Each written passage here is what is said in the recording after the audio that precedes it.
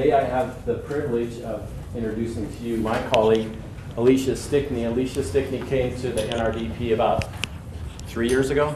2.5, 3, yeah, almost. Yeah. We robbed her from the Montana Department of Natural Resources and Conservation, and she's been working on the oil spills on the Yellowstone River, and also she works on the Sarco bankruptcy settlement in East Helena. So she's got a full plate, but she's unique to our group because all of us work west of the divide and Alicia's east of the divide. So it's great to have her here to speak to you today about her efforts on the Yellowstone.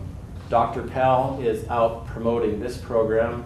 And where is he at, Bev? He's in Missoula tonight. He'll be in Polson tomorrow at noon. He'll be in like Kalispell tomorrow evening, or maybe he's going to Libby and like Whitefish or something. It's part of a research tour. So he's one of 5 or 6 faculty from the MUS, the system, the whole system of universities that is on this particular tour. And Alicia Cox is another one that's on this particular one. Okay. And so is, you know him, Rob Thomas at Western is on this particular tour, and I don't remember who else is. So it's a two-way street. Not only are folks coming here to share their information, but Robert's going out to other places to share information. So with that, I'm going to turn it over to Alicia to talk about the Yellowstone. Thanks for coming, Alicia. Yeah, you're welcome. This is our preferred writing. Okay, whatever, yeah, as long as you can see up there. So I'm Alicia Stickney with the Natural Resource Damage Program, and I'm going to talk about restoration on the Yellowstone River. So natural resource damage law is, you're familiar because you live in Butte. Everybody here knows about the Superfund site on the Clark Fork River and in Butte. But natural resource damage laws are also included. It's in the federal Superfund, in the state Superfund, and also the Oil Pollution Act, the OPA. They both have, they're very similar. They have parallel laws and language that goes, remediation and cleanup for all 3 laws. Hazardous substances are cleaned up to protective levels for human health and the environment.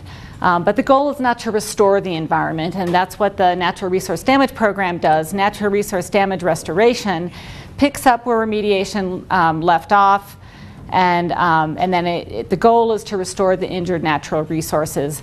And the damages that are recovered for the resources have to be spent on the resources that were injured.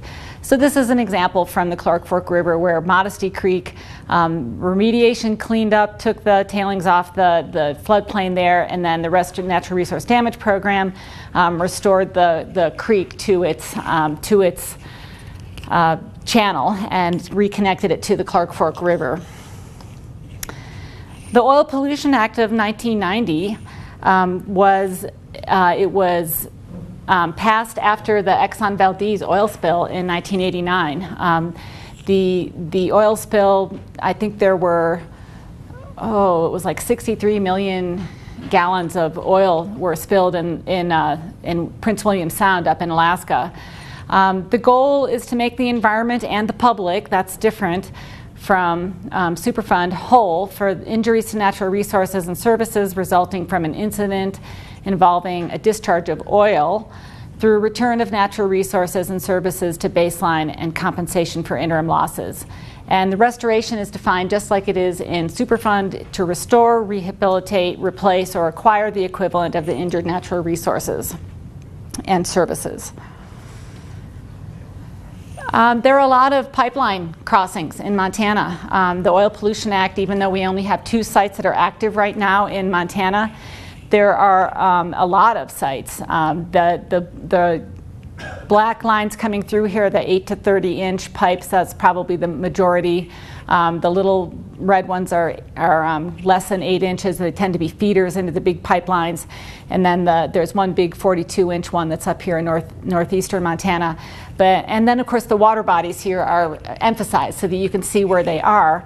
But you can see that the pipelines run along a lot of the major rivers in Montana.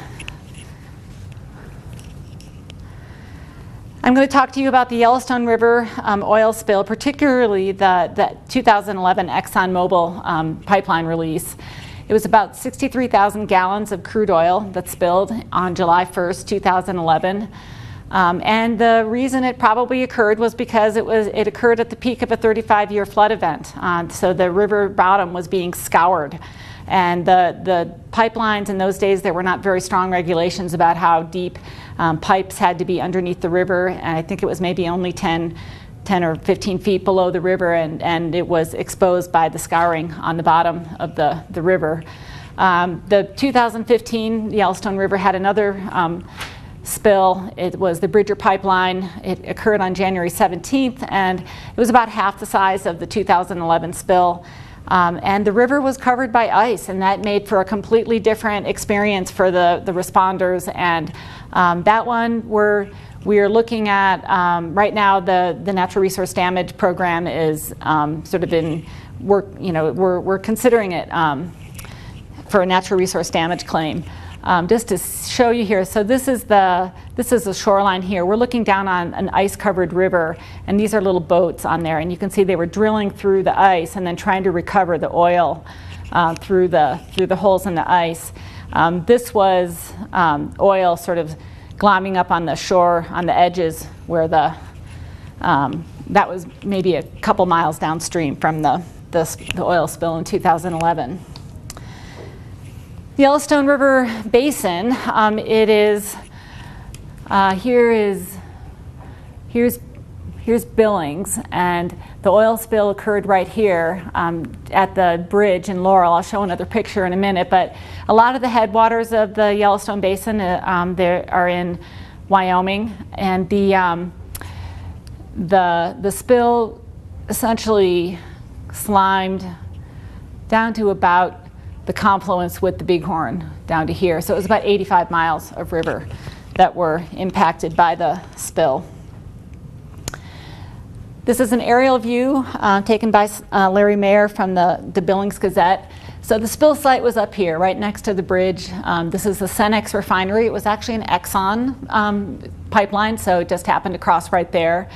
So the spill site was here. The Clark's Fork of the Yellowstone comes here, and the river is flowing in this direction. I say spill and response because, yes, you can ask, please do ask questions as you go, yes. Okay, were you talking about which spill? This is the 2011 spill in July. This was summer. The other one, it would have been all ice and snow. Yeah, so this is the 2011 spill. Cool.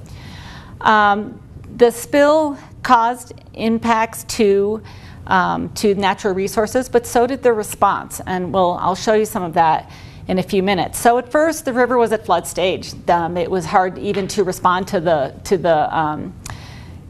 the spill because it was dangerous to get out on the water. The water was up in the floodplain over the banks of the river, and of course, when the water went down, this is where the oil remained because the water had been high over the banks. So it stayed in the floodplains. When the response started in earnest, they think about 1,000 people, hundreds of boats, obviously vehicles and porta potties and all sorts of response activities that were taking place and a number of response sites.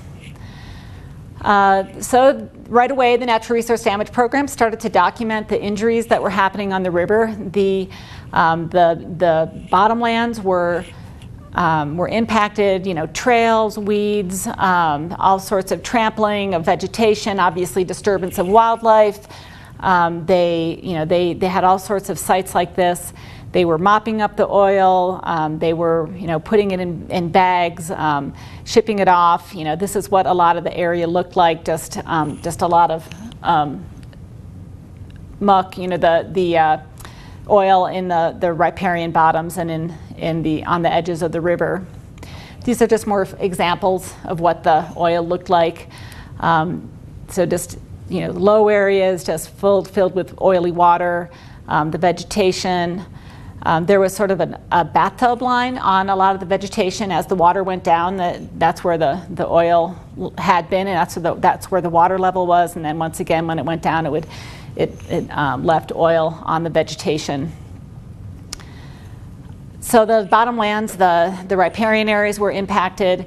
There was also injury documented to large woody debris. So believe it or not, large woody debris is a natural resource, and particularly on the Yellowstone River. The Yellowstone River is one of the last free-flowing, I think it's the longest free-flowing river in the lower 48, and the Yellowstone River is what it is because it is a free-flowing river. And the large woody debris is one of the essential components to how the river functions on as it flows. It is what makes a lot of what makes the Yellowstone River what it is.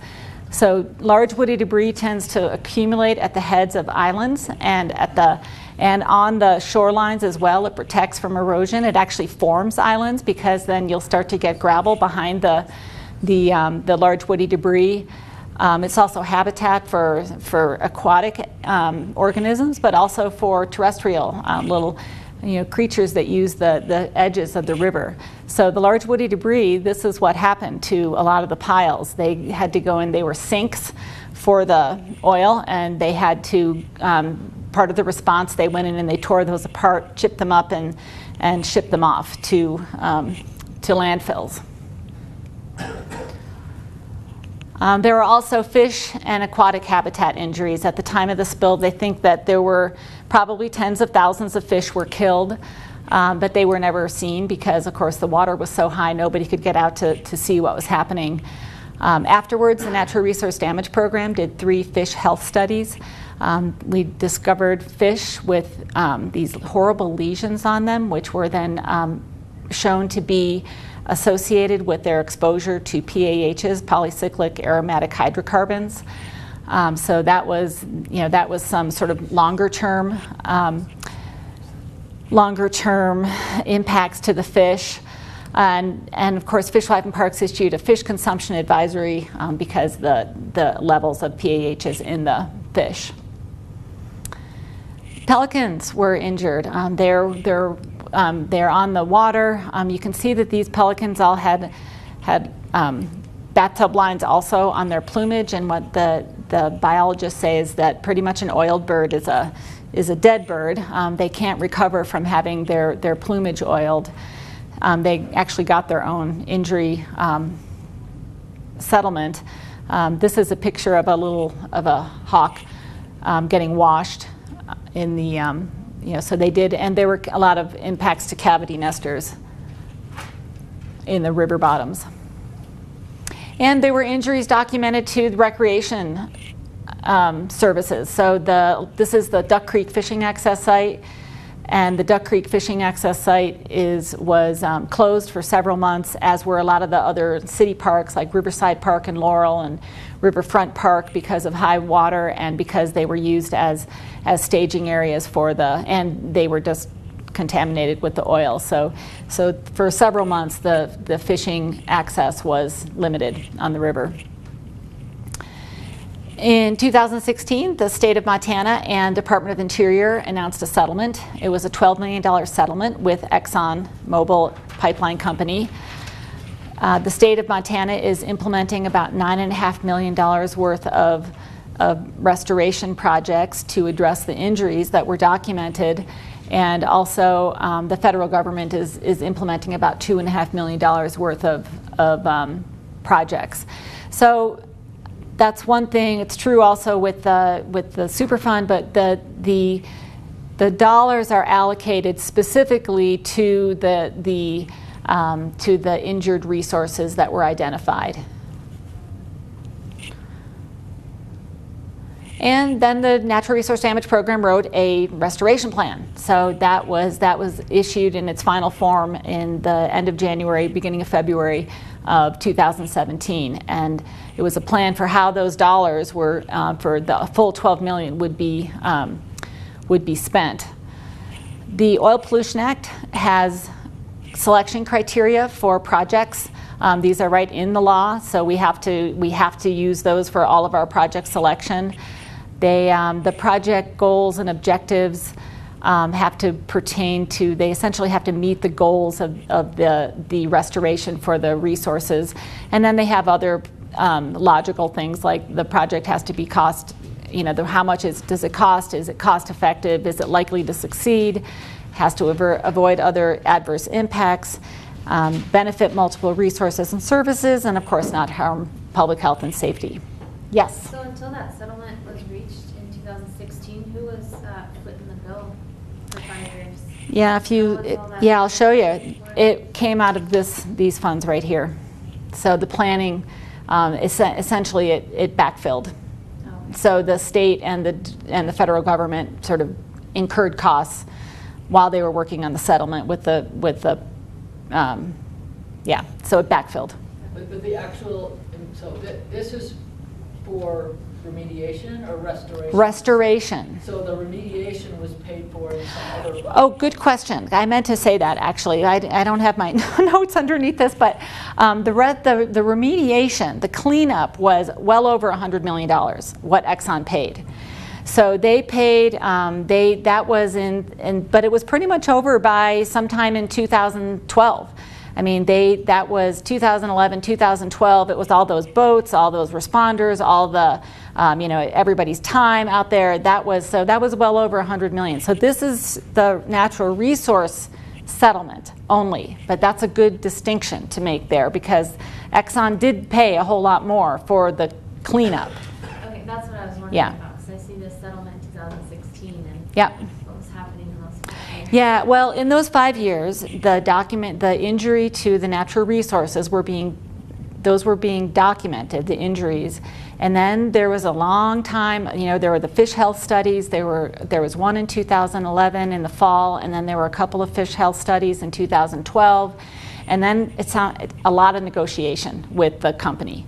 That was essentially that went on for a long time until the settlement was eventually announced. So Are that two separate lawsuits, a federal and a state? no, they were together. Okay. Yeah, but they divvied up the funds.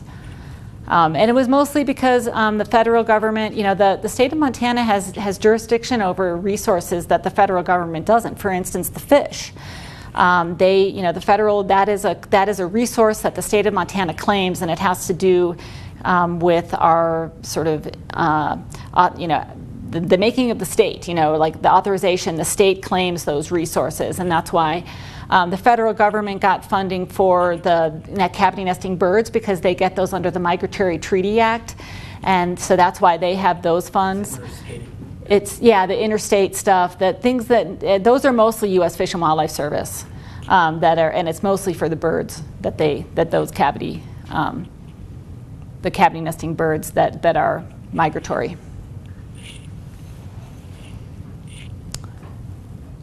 The state applies other. These are things that you've probably seen in restoration plans if you've looked at any of the plans from the Clark Fork. The same criteria were applied. So the restoration plan says that for the terrestrial riparian habitat, for the riverine habitat, and for the large woody debris, we want to rely on sound scientific information from the resource managers. I've been working a lot with Fish, Wildlife, and Parks because they are the resource managers by and large in that area, and they're the this is they're the resource managers for these resources on the river. Talk a little bit about the terrestrial riparian habitat. So the goal here is to conserve and restore terrestrial habitat, and the restoration plan in the restoration plan it says that we can acquire habitat, we can pay for conservation easements, and we can also do habitat restoration. We've been trying to acquire habitat. This is the same picture from that shows the spill, but I wanted to show it because it happens to be a really nice aerial view of a couple properties that I've been working really hard to acquire. And what I've discovered is that, when you go to do natural resources, you think that, I know you guys have had other lectures about, species for restoration and other. There's a lot of scientific stuff that goes into restoration, and then all of a sudden, here I am trying to buy properties on the Yellowstone River, and it has taken me places I had no idea. Things I'd have to learn about. So this is one property, this island, and then this is another one here. They're actually owned by different landowners, but we're looking. And I'll point out this bend in the road right here, but this is a portion that we're going to sort of track throughout it, but throughout this conversation. So one of the things we've had to learn about is river property laws. Other private property owners or people with private money can go out and they can buy land on the Yellowstone River, on any river, anywhere, and they can pay more than the fair market value. They don't really have to worry about the laws as they pertain to the river unless it's something that they want to dive into. But it is really unusual for a state agency to go out there and say, I want to buy land on the Yellowstone River. And the first thing we got was a knock on the door from Department of Natural Resources and Conservation, and they said, you better pay attention because the cadastrals are wrong in this area, on these rivers, because people don't pay any attention to the river laws. So this is a slide I actually borrowed from Matt Walcott at Department of Natural Resources and Conservation. And according to the Enabling Act, when the state of Montana was formed, the state of Montana owns the river bottom, low water to low water. And on a river like the Yellowstone River, which guess what? It's changing like this all the time. And those property boundaries don't change. If you try to track these things down for purchase, the property boundaries don't match what is actually out there. So a gravel bed like this, as the water is dropping, is probably considered still part of the river bed. So the river bed is owned by the state there. You can see there are other places where it's starting, where there's accretion, and where accretion is attached to land that's already there and owned by another person. That person gets to claim that land. If your land erodes away, you don't own it anymore. It's a probably big incentive for riprap, except riprap is so expensive. When it starts to look like this, then the DNRC considers it an island. It has vegetation on it, and if that island formed since 1889, then they claim it as part of their as part of their property. And then just one other component here that's been a factor in this is that it's a sort of a cartoon that shows a avulsion, but if you have a bend in the river there and then there's a high water event and it erodes through, then actually that land is considered to still belong to the people on this side of the river. So just to make it confusing, so this channel would dry up, and then this land is actually on that side of the river, and then this, whereas the people who own it live on this side of the river. So it has gotten really confusing in some cases, and this is another one from DNRC. So this series of maps, what we've had to do is go back and look at the property maps from the very, very get-go, the earliest we can find. And this area was that same one, that island that we were looking at. The first time that it was ever surveyed by the GLO, which is the General Land Office, was 1879, pre-statehood. They didn't survey the south half of the river because, and you can't see this here, but Crow Nation. It was the south half of the river in 1879 was owned by the Crow Nation, so they did not survey it at that time. But you can see these lots, 1, 2, 3, 4, and this is section 14. The next time we see, and here's section 23, the next time we see a map of any kind in this area is 1904. It was a survey. You can still see section 14, 1, 2, 3, 4. You can see the section 23 down here, and now there are lots on this side. That's because as you know, the reservations were getting smaller and smaller and smaller. And I'm just put this in here to track this lot 1, which was about by that bend in the road across the river. The other thing, when I look at this now, I'm very suspicious because I'm saying, why is there that big gap in the river? What you find is that, of course, the surveyors were only surveying what they were told to do, and of course some surveyors were better than others, and so they didn't necessarily record that. But I would suspect that might have that there might have been something in here. There's the Clark's Fork of the Yellowstone coming in there, and that's what we're looking at, that site, just to get a little oriented there. So next map is 1917, and this lot 1A and 1B, since then it's been on a survey, it's been divided, but it's the same lot 1 right there. And the properties that we're looking at purchasing are the ones that are highlighted here in pink, and then also this is one that's been added on, but that's sort of complicated. You can see here, the Clark's Fork of the Yellowstone coming in, and actually that big gap in the river is now they're filling in this. And at that point, the federal government thought that they felt like it was a big enough island that they went ahead and they homesteaded it. And that's what they did. You know, you hear about the Homestead Acts, and that's what they would survey these areas, and then they would designate these lots, and then they would sell them, and you had to prove up on your lots for ownership. So 1917, it's obviously very changed from the one before, the 1904 map before. And I put this one in because this is the first time that there was actually a photo on the river. 1937. They didn't take photos of everything, but here are the same lots, sort of superimposed on here. You can see there's the Clark Fork of the Yellowstone coming in. There are those two. There's that lot 1 that's in there. And you can see that the river runs pretty much to the north. So the state of Montana owns that. And then this is all private property coming through here.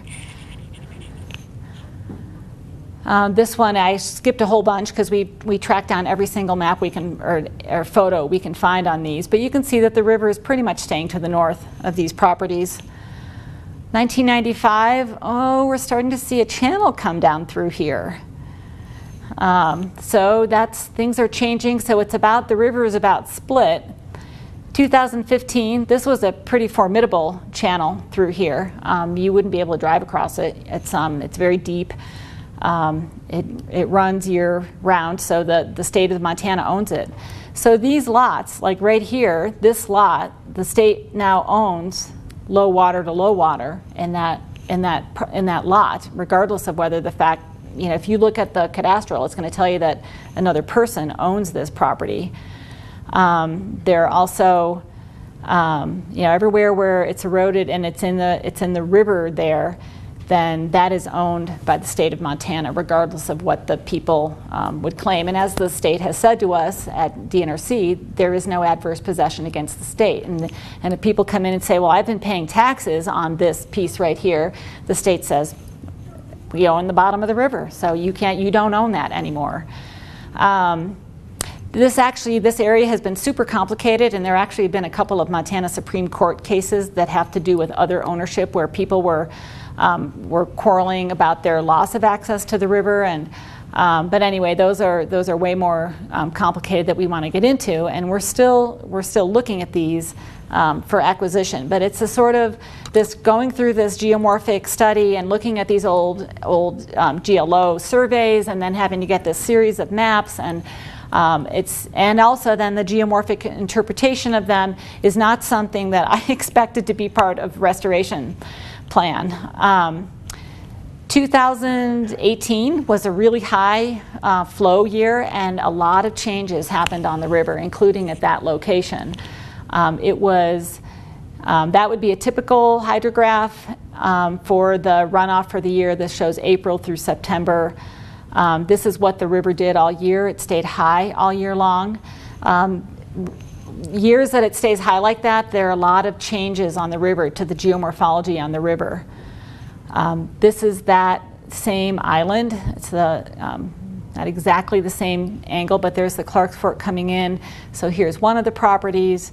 here's that bend in the road, that's that lot 1 there, and actually the river is abandoning this channel, so I don't know what that means. So it was running late in the year. This was taken about 2 weeks ago. That channel was still running, but the water was higher than it typically is. So I don't know what will happen next year. From what I understand, there's a log jam up there, and that's what's preventing the water from going down there. Pat, we got on this island, do you remember? So, but we came to it from this side, but we drove by here. Anyway, but that's the, so I don't know what's going to happen with that, and how to figure out how to acquire that property when it's a moving target, in my opinion. So I personally think that the river laws are kind of insane, but it's what we have to deal with. So what will acquiring that property do for the restoration? Great idea, or great question. So this property, when we looked at it with Fishwife and Parks, it was for sale, for one, and somebody brought it forth to us. Fishwife and Parks felt that this was the most dynamic, most native understory, obviously very dynamic, like with the channels kind of running through there in the springtime quite often, and it was great habitat is what they felt. And this area right here is owned by BLM, by the Bureau of Land Management. So they, if we were to be able to acquire this, we'd have something like 450 acres of public land kind of consolidated in that area. It would be, and I also love it because it's so dynamic. It is so dynamic, and that's why we like it, because it's one of the places on the river, and the river has to move like this to be able to be what it is, to be the river. And so that's why. It's because it's fabulous habitat that's getting constantly regenerated, and that we can connect it then with these other properties that are also public in that area. Would it go to FWP? Right now, if we can make this happen, I'm talking to BLM because they own Sundance here. That's a big property for them. That's right between. They actually own all of this between the Clark's Fork of the Yellowstone, and they have a big piece there. I think BLM would make a lot of sense because it'll consolidate that area. So yes. I'll bring up the BLM with that also with the potential just being sold off later. Say that again? Couldn't giving it to BLM or selling it to BLM lead to it to be sold off? Well, the answer is no, because we would give it to BLM with caveats. That being that this is for the restoration plan. You can't sell down the road. It would be protected, I guess I would say, by whatever instruments go with the transfer of the property. So, yeah. So for the large woody debris injuries, the goal is to recruit large woody debris to the river, and as part of that, we want to restore that natural river function that we were just talking about in that last slide, and that's what this area would be great for generating large woody debris. And so some of the funds for the large woody debris might go to this project, and with with these whatever instrument we use to transfer it to BLM, we would have to say, you can't riprap this. This is like we are buying this and we're giving it to you for a purpose, and that purpose is to meet the restoration plan goals. So we wanted to generate the large woody debris. I also put up the riverine aquatic habitat because large riverine aquatic habitat also is dependent heavily on natural river function and allowing the river to be the river that it is, the dynamic, moving, changing, constant destruction and regeneration that is on the Cottonwood bottomlands. We also are looking at fish passage projects because so many fish were killed during the spill. This is the Mugley bypass that's on the Tongue River, actually, but we're looking at some on the Clark's Fork of the Yellowstone because the fish go up in the tributaries to spawn. So the spawning, allowing them greater area in the tributaries is important. The way this works is that the irrigation dam is just holding back the water here so that they have enough head to feed it into the irrigation canal right there. The idea here is that the fish come upstream and then they hit this passage and they go around and they come out on the other side. The thing about the Yellowstone in the area where I'm working is that it's sort of a transition zone between cold water and warm water fish, and everybody knows all about how to do fish passage on the like the Columbia cold water fishes. They are strong and they can take fast moving water. The cold water or the warm water fisheries can't do that. There's very, very little information out there about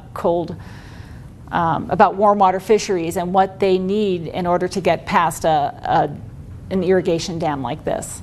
So the other thing we're doing a river assessment and including an assessment of the irrigation dams on the Clark's Fork of the Yellowstone, but we're also looking at the Huntley irrigation dam and looking to see there is a fish passage there, but nobody knows if it's working.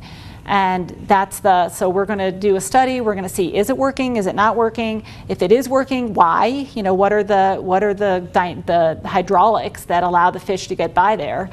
And so we want to know that. And then if it's not working, then we want to fix it. But either way, we can apply these. If we have the opportunity to do the projects in the Clark's Fork of the Yellowstone, then we would apply that information. Right now, it's very hard to design because nobody really understands fully what warm water fisheries need.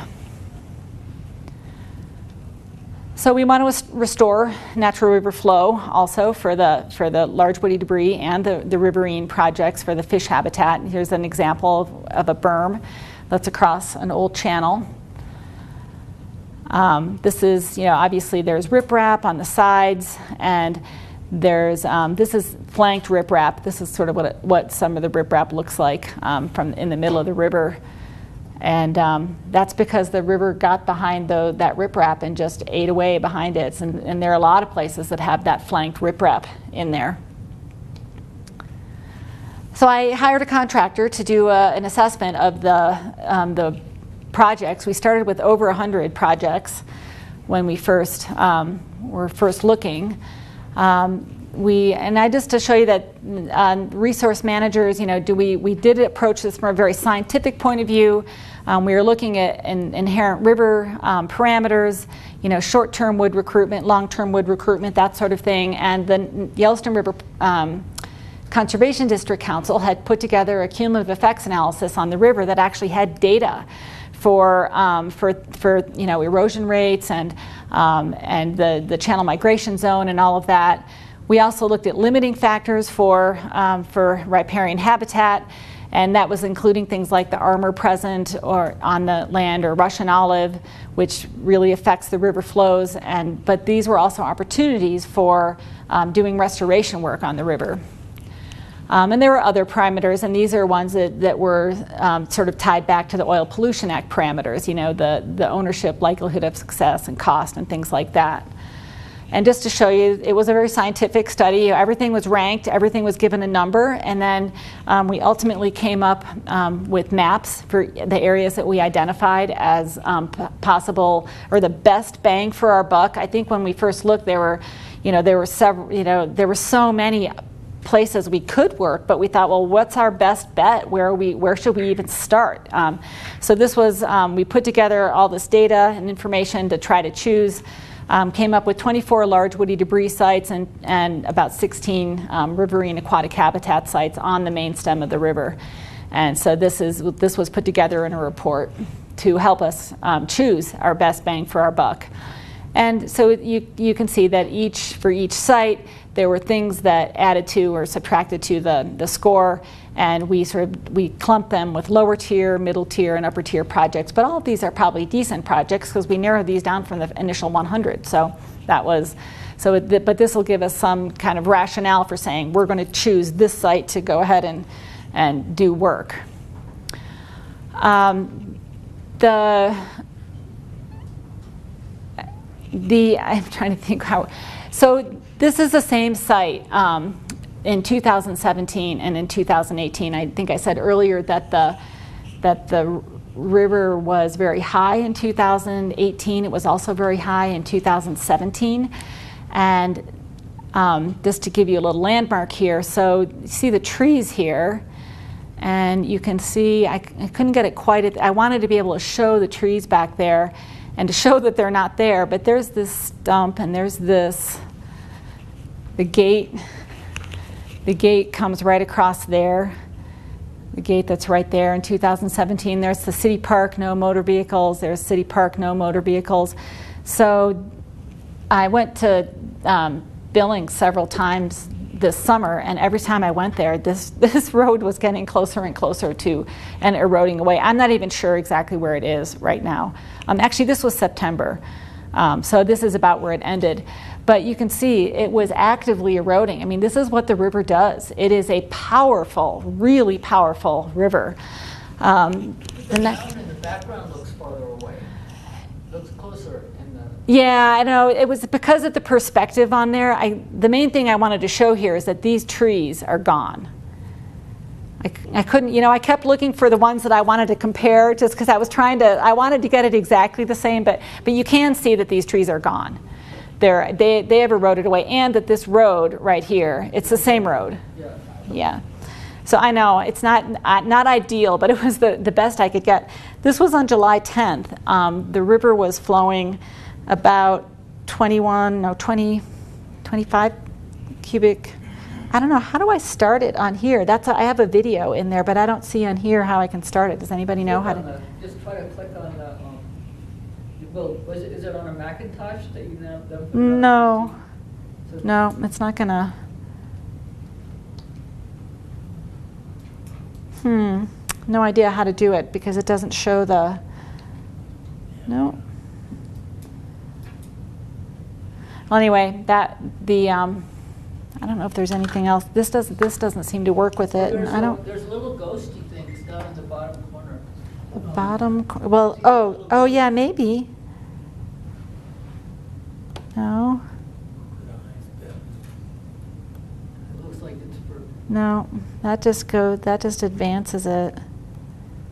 No. If you click on the picture itself right there, down near where you'd expect to see that. Yeah, on my computer it was, oh well, I guess that's what you, oh, no. Anyway, water flowing like crazy right there. It's really impressive. It is a very powerful river, and it's not anything. I mean, the Clark Fork River is dramatically less of a river, even down in the lower reaches of it. I mean, the Yellowstone is just huge, and it really is a very powerful river. We're looking for channel migration easements on the river. This is the first one that was ever done in the state of Montana. It was a Fish, Wildlife, and Parks easement, but it's held by Montana Land Reliance. So the property here of the family initially was this big. You can see that this piece of it has already eroded away, and the river is cutting in that direction. And the Montana Aquatic Resource Services negotiated a channel migration easement. So this family has agreed that they will not armor this river until it gets to right here. And so this river has all this room to move now that it didn't have before. This was not put together for channel migration easements. Or for the large woody debris for us. This is downstream actually of our area, but is the concept that we're applying to the Yellowstone in our reach. This wouldn't have enough large woody debris in here to generate, so we wouldn't have chosen one like this. On the other hand, now that this family along here is going to allow the river to erode in this direction, I really try to view these projects like this as long-term projects. I'm not really looking, yes, I want to generate large woody debris in the short term, but on the other hand, I'm thinking in the long term. I want this river to be functioning naturally in 100 years. And this river will. The river will go back and forth and it will change. And so that natural river function is what I really want to promote in these areas. And that's what Montana Aquatic Resource Services has done, has applied this concept in other parts of the river. And this was actually one, they used money from the pallid sturgeon regeneration, because the pallid sturgeon, endangered species, they're downstream from the area that I'm working in, but they really rely on the same thing. They need that natural river function in order to produce the habitat that they need. Yeah, I'm almost done, Pat. Go back just a second. I was just wondering what happens to is that private property to the south? Yes. What happens to that? That's something that they will, that's too complicated to discuss right this minute. So, but yes, it is an issue. So maybe a liability issue. So, Pat? Alicia, where the yellow line is that where they had the Detroit armoring with the old car bodies? They might have, yeah. There's a lot of that on the river. So, recreation service losses, the goal is to provide recreational opportunities to offset those lost to the spill. We ended up convening a local committee to help us choose the projects, because we didn't want to tell the community what projects they wanted. They chose, there were 23 projects proposed. It was not unlike your small project process that Pat goes through here. 18 projects were funded, and not all of them in full, but I think we got a really excellent suite of projects. The top ranked one was this campground at Riverside Park in Laurel. There are going to be several new latrines on the river, which, believe it or not, they're really necessary on the river. And I'm showing this picture because right there we're building a new fishing access site in Billings. This is the South Billings Bridge. This is Riverfront Park here, but there's going to be a Blue Creek fishing access site, which we're working on right now in that area. I didn't want you to think that we forgot about the birds, the cavity nesting birds. So the U.S. Fish and Wildlife Service is also working with us on some of the acquisitions to look for protecting, essentially, habitat for the cavity nesting birds.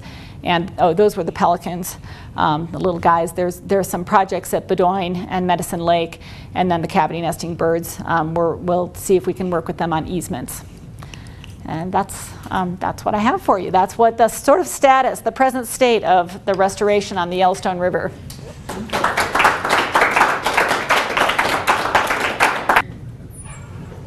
Thanks, Alicia. Yeah, you're welcome.